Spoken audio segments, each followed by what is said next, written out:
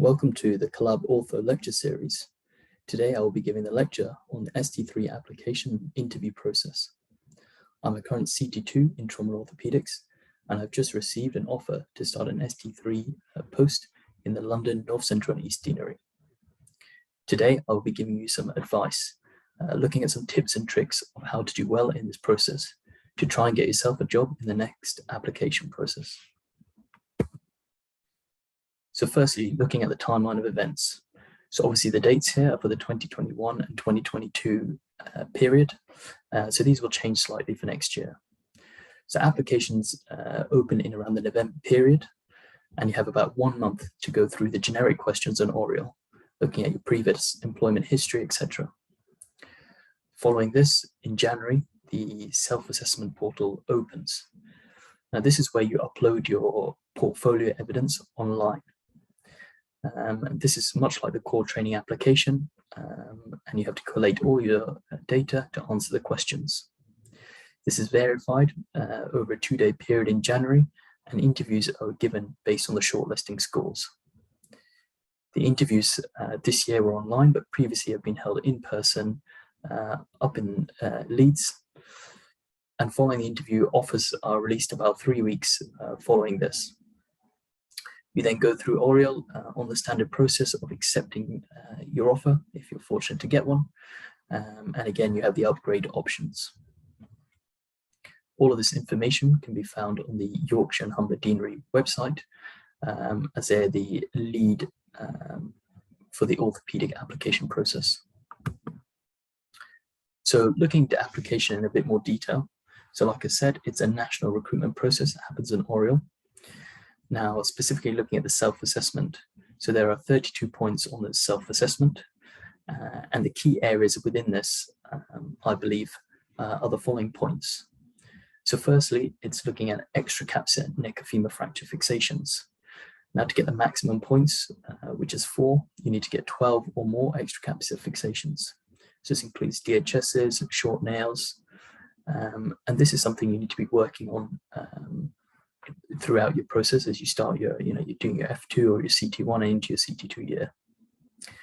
Now, there are many points available for publications, I believe up till 10. There are 2 points available for oral presentations, 2 points available for audit, a point available for a leadership position. There are a number of points available for varying teaching qualifications and also engagement in teaching. The remainder of the points are based on the number of years that you have experience in orthopedics, as well as the other surgical jobs that you have done in your time. Again, all the information can be found on the Yorkshire and Humber Deanery website.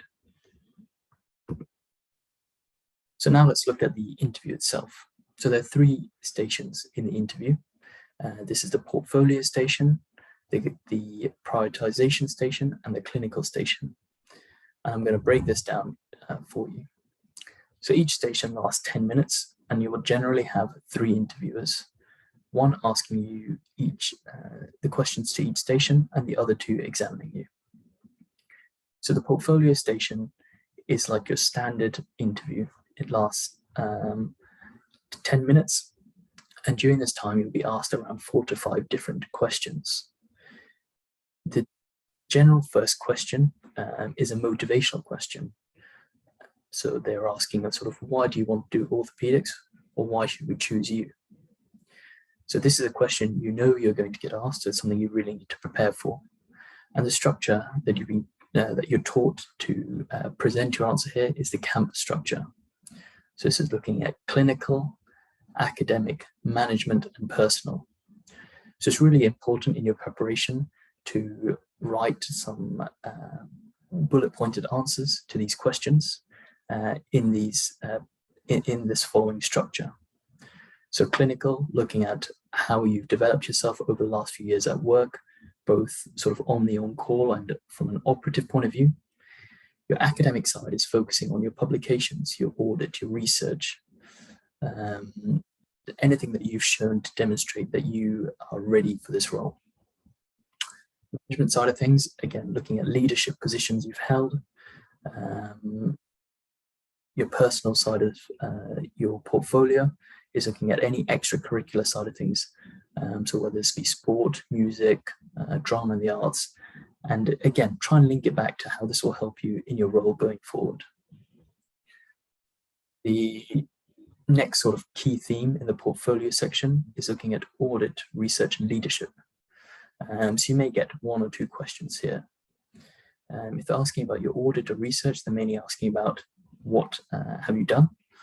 So a little brief description, but mainly what they want to know is what you've learned from this experience and how we can use this going forward.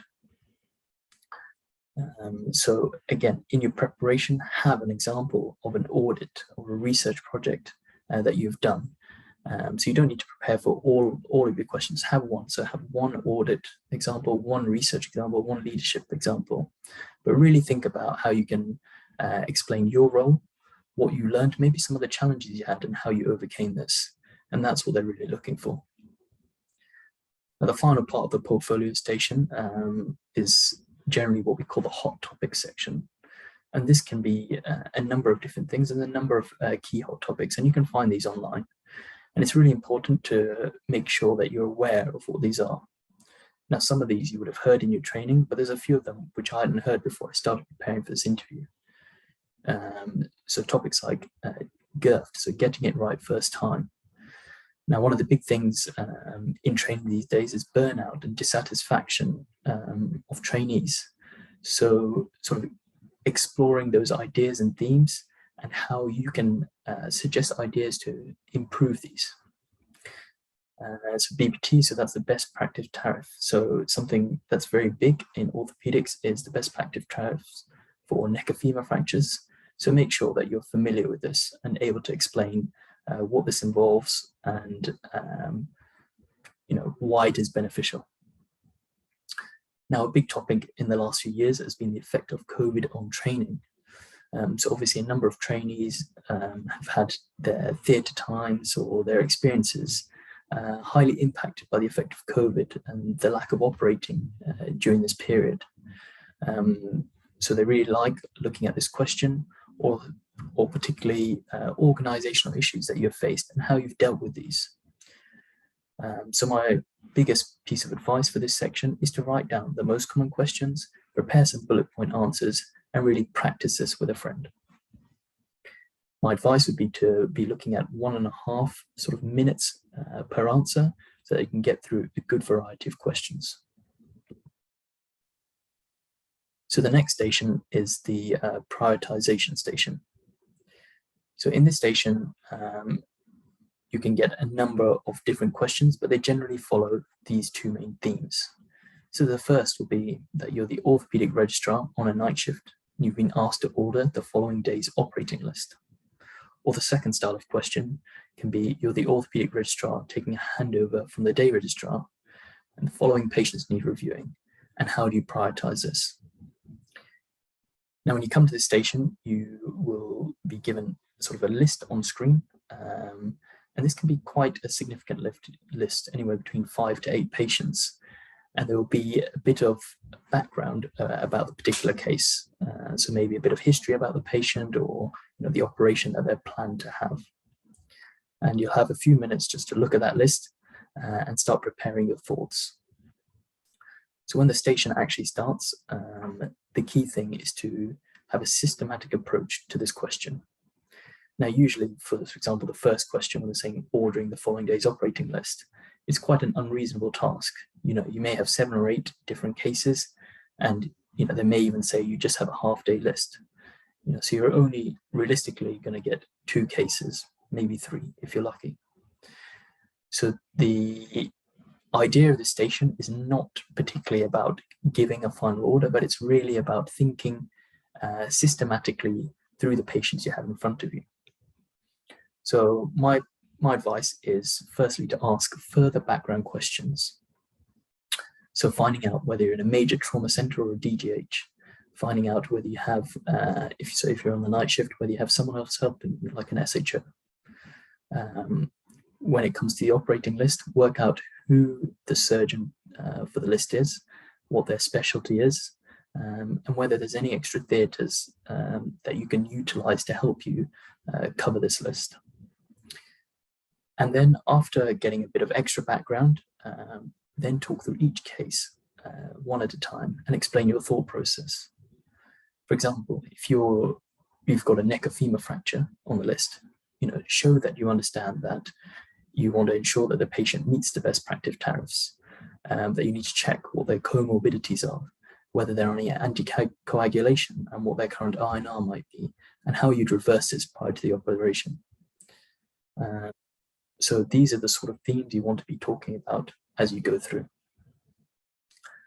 The difficulty in this station is your time management. So although the actual final order is not what is going to get you your big points, it is important to manage your time and get to the end and say, so in summary, this will be my order. And I think that's a really nice way of wrapping up. So looking at the clinical station, so the clinical station, you'll generally get two scenarios. One of them will be more anatomy focused, and one of them will be more on sort of assessment and management. So the anatomy focused station, it may start with an X-ray, and you'll talk through the X-ray, and then you'll be presented with a schematic diagram or sort of a pro-section, and you'll be asked to talk through some particular anatomy. The assessment and management, again, may start with sort of a vignette about a case or an X-ray, and you may be asked to talk through this and then how you'd manage the patient. So the key to the clinical scenario in terms of preparation, so firstly, you need to be very slick with presenting an X-ray. Now it's not like in previous sort of, OSCE sort of examinations where you say, this is an X-ray of la-di-da-di-da, and I think the most obvious finding is this. Be confident, say this is an X-ray, an AP and lateral of this patient's wrist, which shows a distal radius fracture. So be confident in your answer and get this really slick. And in the sort of management scenario, make sure that you have a slick ATLS spiel. So you may say that the case may be that a 30-year-old patient is coming following a road traffic accident and they sustained the following injury. How do you manage a patient? So you would say, I'm concerned about the impact this patient has been through. So I would manage this patient according to an ATLS principles, using an A to E assessment to rule out any life or limb-threatening injuries, and then go through exactly how you would do this. But making sure that you have a really slick spiel here allows you to do this in a very short period of time. Now, there's a number of BOSE guidelines, and it's very important to go through these, familiarizing yourself with the key ones, knowing how to manage things like open fractures, peripheral nerve injuries, and pelvic injuries. Being able to say, I would manage this patient according to the BOSE guidelines, and then talking through that is very important. Now, there is a lot of potential anatomy questions, so it's important in your preparation to go through the key anatomy and recap this. It is important to know the key sort of scoring systems and signs, so the Canavel signs for flexor tendon sheath infections, the Coccus criteria for a septic hip in a young child, so Mirel scoring system for pathological fractures. So make sure that you're familiar with these as well. And again, when you speak about X-rays, think about your radiographic classifications, your Gartland classification for supracondylar fractures, or your Schatzker classifications for tibial plateaus. And one of the common sort of questions that comes up within the anatomy are nerve courses. So you can be asked to describe the courses of certain nerves. So I made sure that I went through this, had a good way in which I could describe that nerve course, within about 30 seconds. So familiarize yourself with the radial nerve, the ulnar nerve, the median nerve, and as well as some of the ones in the lower limbs, the sciatic nerve or the femoral nerve. So this can be quite a section where there's a lot of sort of pre-work to do, but generally, if you prepare well, you will find this fairly straightforward. So there's a quick overview of the ST3 application process and what to expect in the interview. My key advice is to make sure that you start preparing early, get your portfolio together in a number of months in advance, and start thinking about how you can achieve those last few points. In terms of preparation for the interview itself, make sure that you give yourself adequate time. 2 to 3 months will be sufficient, but it's very important to find someone also applying and work alongside them. There's no point just sitting there reading a number of books or asking yourself the questions. Being on the spot and ask questions in the interview is very different, and this is how you should practice. If you have any questions, please feel free to contact us. Thank you very much.